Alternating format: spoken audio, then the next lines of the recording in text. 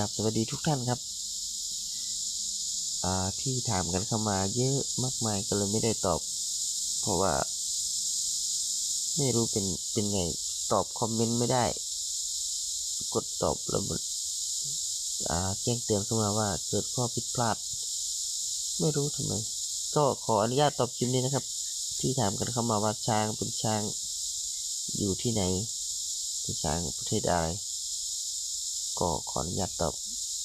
ช้างเป็นช้างอยู่ที่ประเทศลาวครับอยู่ที่แขวงหลวงพระบางก็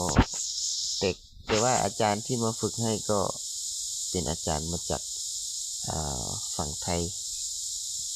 ท่านก็มาฝึกให้จนว่าน้อง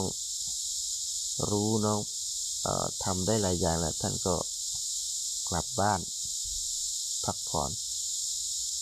ท่านก็รับช่วงต่ออยู่ที่ไทยเหมือนกัน